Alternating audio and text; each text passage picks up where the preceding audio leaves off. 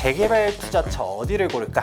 빌라가 많은 곳, 단독주택이 많은 곳 이렇게 두 군데 뽑아주셨는데요. 단독주택이 많은 곳이 좋습니다.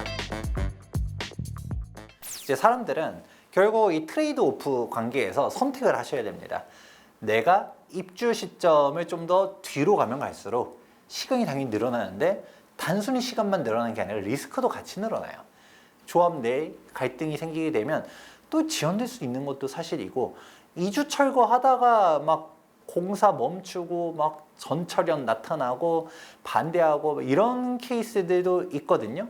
뭐 교회 보상 문제라든가 그런 식으로 해서 또 공사가 하염없이 멈춰버리는 경우들도 있다 보니까 모든 거는 다 변수들이 존재하는데, 근데 이런 변수들을 갖다가 내가 피하고 싶다라고 하면 당연하겠지만 안전한 대로 가는 게 핵심입니다. 하지만 그런 곳을 싸면 너무 좋겠지만 싸지 않잖아요. 가격이 되게 높다 보니까 사람들이 보통 나는 이 입지 정도는 들어가고 싶어. 뭐 강남이면 뭐 너무 좋겠지만 강남이 아니라더라도 나는 뭐 성동구라든가 마포구라든가 이 정도에는 들어가야 좋을 것 같아. 그런데 여기서 속도도 빨라. 그럼 비싸겠죠.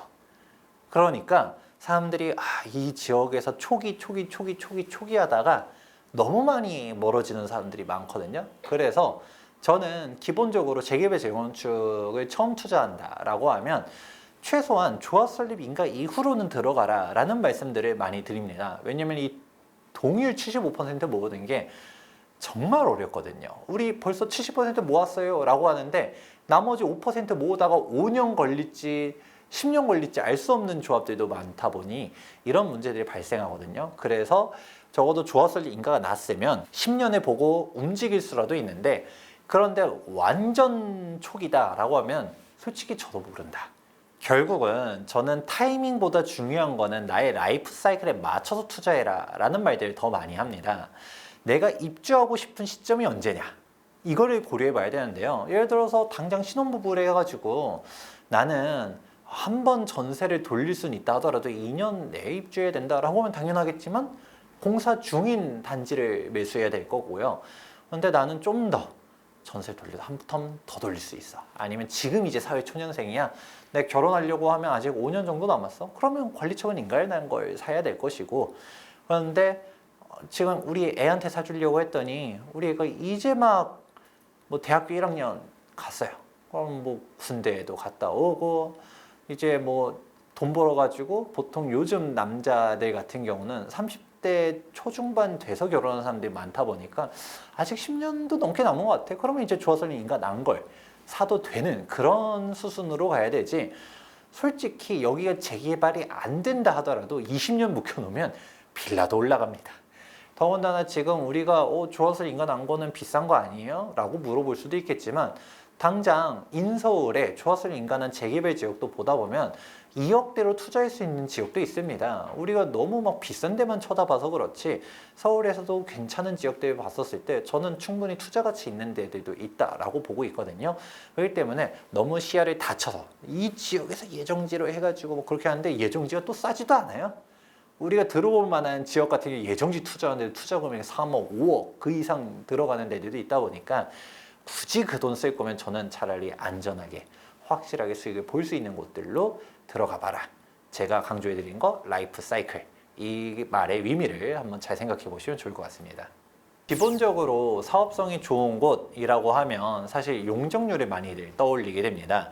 우리가 용적률이라고 하는 개념을 아주 간단하게 생각하게 되면 우리가 똑같은 대지 면적에서 얼마나 높일 수 있느냐로 이해하는 사람들이 있는데, 이거는 사실 좀 반쪽짜리 답변이라 볼 수 있고요. 대지 면적 대비 연면적 비율입니다. 예를 들어서 용적률이 200%다. 대지가 100평짜리에서 연면적을 200평으로 갖다가 지으면 그게 200%거든요. 그러면 똑같은 용적률 내에서 층수를 높일 수도 있어요. 극단적으로 한 개 층을 10평으로 깔게 되면 20층까지 올릴 수도 있다는 얘기예요. 물론 이제 고도 제한이라든가 뭐 그렇게 하게 되면 공사비면 더 나오고 이런 현실적인 문제들 때문에 그렇게 안 하는 부분들이 있을 뿐이지, 우리가 보통은 층수가 높은 거는 뭐 문제가 있고 과도한 특혜고 이런 얘기 하시는 분들은 그 약간 포인트를 잘못 잡으신 거고, 층수가 중요한 게 아니라 일단은 용적률이 중요하다라는 부분들을 얘기 드리고 싶고요. 당연하겠지만 그러면 용적률이 높다라는 거는 조합원들이 내 주택 마련하고 그러고서 추가적으로 일반 분양할 세대들이 많다라는 거거든요. 일반 분양 세대가 많게 되면 거기서 나오는 분양 수입을 통해서 공사비를 충당할 수 있기 때문에 진짜 예전에 사업성이 높았었던 그런 반포주공 이렇게 대지집 막 30평씩 되던 애들은 오히려 분담금이 아니라 환급을 받는 그런 상황들도 나오게 되는 반면, 근데 이런 일반 분양 수입이 지금은 그렇게까지 많이 안 나오다 보니까 분양 수입이 부족한 부분들은 분담 금액으로서 조합원들이 충당을 하게 되는 그런 구조가 되게 됩니다.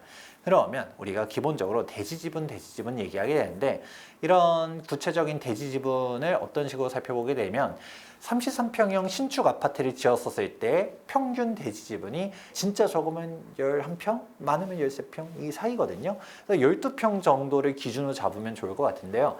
그러면 평균 대지지분이 12평도 안 된다라고 하면 전 세대수를 33평으로도 못 짓는다는 얘기가 됩니다.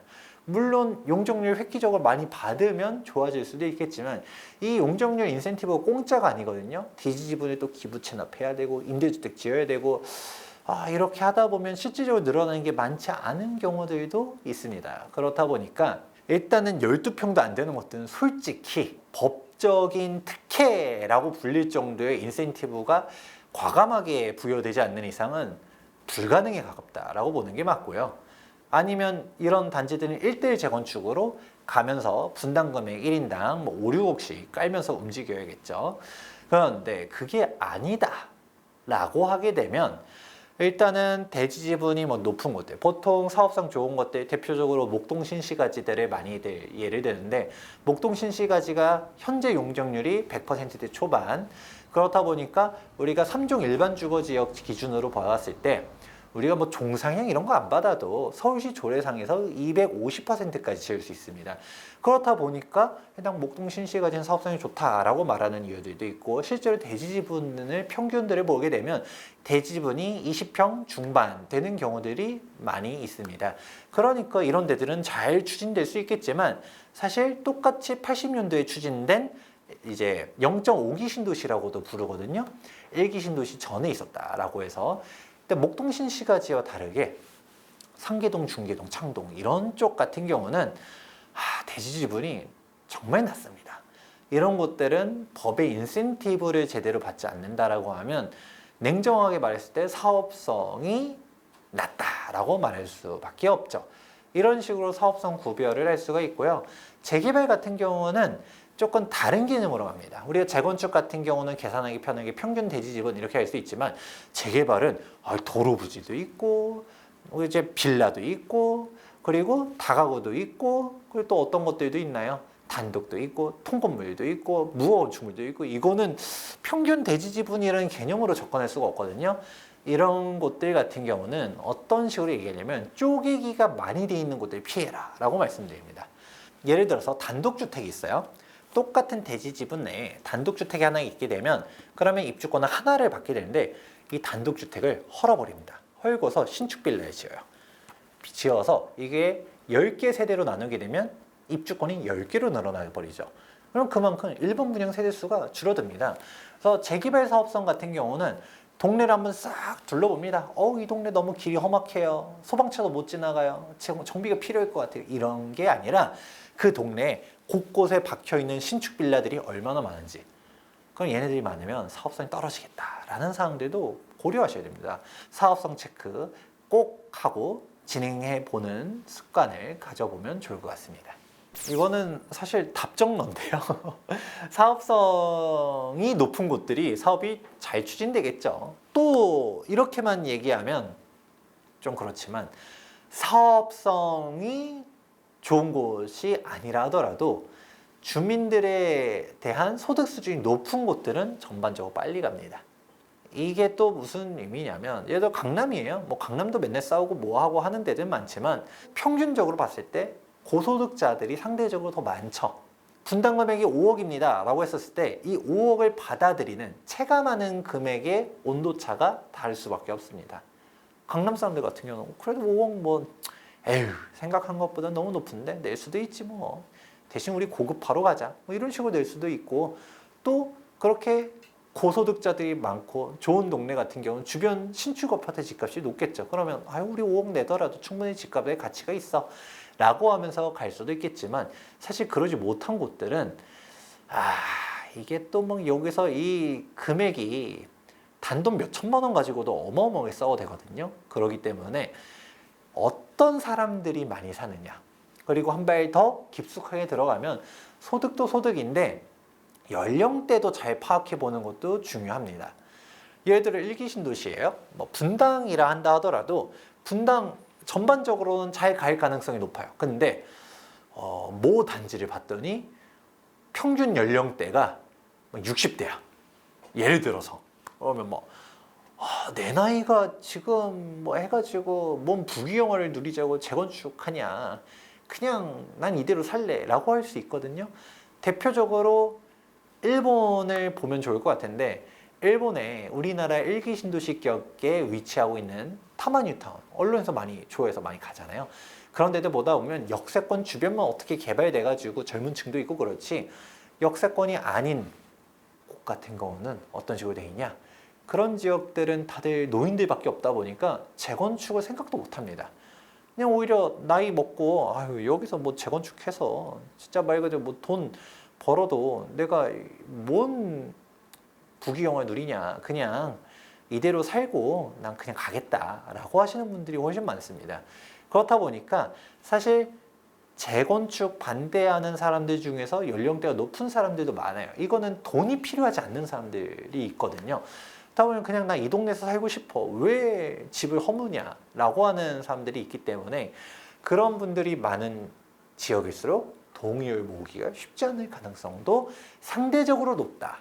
무조건 안 된다가 아니라 그런 성향을 가진 분들이 높기 때문에 만약에 내가 사업 속도가 빨리 될 만한 곳들을 찾겠다라고 하면 일단 첫 번째 사업성이 높은 곳, 두 번째 입지가 좋은 곳, 세 번째 우리가 아까 말한 것처럼 소득 수준이 상대적으로 높은 곳이면서 연령대도 상대적으로 낮은 쪽이 훨씬 정비사업 추진이 잘 된다라고 정리해 볼 수 있습니다.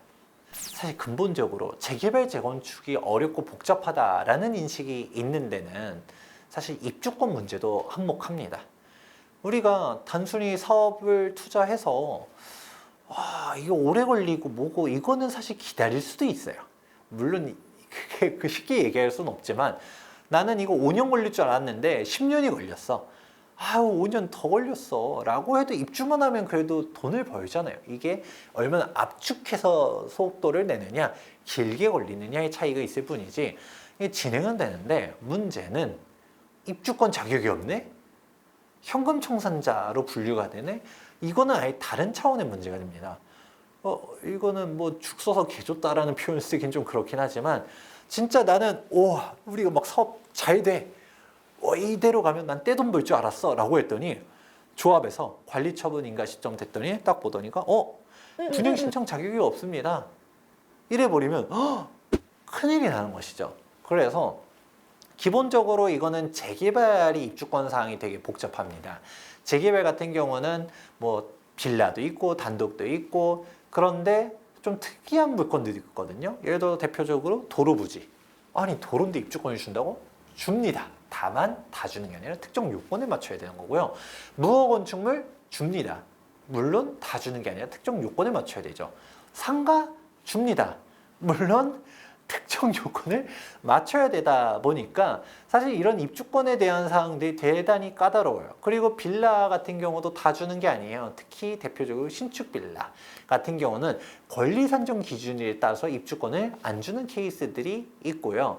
정말 복잡합니다. 이게 현행 조례를 봐서 알 수 있는 게 아니라 그 정비구역에 따라서 구조례를 봐야 될 수도 있어요. 아까 권리 산정 기준이라는 표현을 드리긴 했지만 대표의 신축 빌라의 같은 경우는 구조례 기준으로 가게 되면 2008년 7월 30일 전에 건축 허가를 받은 건축물만 받을 수 있는 반면, 예를 들어서 다른 뭐 분필이라든지 공유 지분을 갖다가 옛날에 쪼갰다라고 하더라도 2003년 12월 30일 전에 쪼갠 물건들만 입주권 자격을 부여합니다. 그런 사항들을 갖다 내가 잘 모르고 투자를 한다라고 하면 패가망신할 수 있기 때문에 항상 재개발 재건축 전문가나 아니면 변호사의 법률 자문을 받고 투자하시는 게 중요하고요. 그러면 상대적으로 재건축 같은 경우는 쉽나요? 라고 하면 쉽긴 쉬워요. 하지만 법을 디테일하게 보게 되면 재개발, 재건축 둘 다 문제가 되는 사항들도 있습니다. 대표적으로는 다물권자 문제가 있죠. 조합 설립 인가 이후로 동일 구역 내 여러 개 물건 소유한 사람한테 내가 승계 취득을 했다라고 하면 입주권을 공유로 취득하게 되는, 사실상 일명 현금 청산이라고 말하는 상황이 나올 수가 있고요. 또 조합원 지위양도 금지 규정도 있죠. 지금 여전히 강남 3구랑 용산 같은 경우는 투기거래지구인데 투기거래지구의 재건축 같은 경우는 조합설 인가가 나면 소유권 이전 등기 시까지 정매가 금지되고, 재개발 같은 경우는 관리처분 인가로부터 소유권 이전 등기 시까지 조합원 지위양도가 금지되어 있습니다. 이게 정말 무서운 게, 차라리 전매 금지는 예를 들어 토지거래 허가구역이요. 저는 이게 재산권 침해 소지가 정말 크다고 보지만, 토지거래 허가는 그래도 토지거래 허가가 안 나면 소유권 이전 등기가 안 됩니다. 근데 조합원 지위양도 금지는 소유권은 취득할 수는 있어요. 근데 조합원 지위가 넘어가지 않는다. 즉 입주권 자격이 안 된다. 현금 청산자로 박탈되는데 내가 이거 살 사람이 누가 있겠습니까? 그렇다 보니까 이게 정말 피해가 어마어마하게 큽니다. 근데 부동산 사장님이 이거 돼요 했더니 안 되는 경우들이 발생하다 보니까, 그렇다고 해서 다 안 되는 게 아니라 예외 사항들도 있습니다. 근데 이런 예외 사항들을 여러분들이 잘 모르고서 거래하게 되면 피 같은 돈을 날릴 수가 있고, 또 마지막으로 5년 재당첨 금지도 투기거래지구 내에 이렇게 적용되는 사항들이 있다 보니까, 단적으로 비교적 최근에 한남 상구역이 관리처분 인가가 났는데 여기 내에서 현금 청산자로 분류된 사람만 300명 가까이 됐습니다. 그러면 이 피 같은 돈을 날리는 사람들 중에서 5년 재당첨 금지를 놓쳐서 청산당하는 사람들도 있고, 애초에 조합원 자격이 안 되는데 그냥 부동산 사장님 이거 입주권 받을 수 있어요, 상가도 받을 수 있어요, 뭐 이런 식으로 갔다가 청산되는 사람들도 있다 보니까, 여러분들이 항상 재개발 재건축 투자에 있어서 이런 입주권 체크는 정비사업 투자의 가장 기본이지만 가장 어려운 사항이다. 그래서 꼭 전문가와 상의를 받아보시면 좋을 것 같습니다. 네, 재개발 투자처 어디를 고를까? 빌라가 많은 곳, 단독주택이 많은 곳, 이렇게 두 군데 뽑아주셨는데요. 단독주택이 많은 곳이 좋습니다. 이거는 뭐 사실 앞서서 설명한 거와 같이 사업성이 높은 곳들이 단독주택이 많은 곳들이거든요. 왜냐면 쪼개기가 많이 안 돼 있다 보니까 평균 대지분이 당연히 높을 수밖에 없고, 일반 분양 세대수가 많고 사업성이 높으니까 잘 추진될 수가 있는데, 그런데 이것도 단독주택이 많은 곳이 꼭 잘 되냐? 라고 하면 사실 단독주택 소유자들 같은 경우는 재개발을 찬성하지 않는 사람들이 많나요. 75%의 동의를 받아야 되는데, 단독주택 소유자들 입장에서는 아니 나 쾌적하게 잘 살고 있는데, 그리고 솔직하게 말하면 재개발 돼가지고 이 아파트 하나 혹은 뭐 대지분이 넓다라고 하면 1+1이라고 말하죠. 아파트 30평대 하나 받고 20평대 하나 받고, 그러고도 권리가 나면 상가도 받고 이럴 수는 있습니다만, 그런 것보다 사실 빌라업자한테 땅을 팔아가지고 빌라 10세대 지어가지고 분양을 한다. 그게 훨씬 더 가치가 높은 경우들이 많거든요.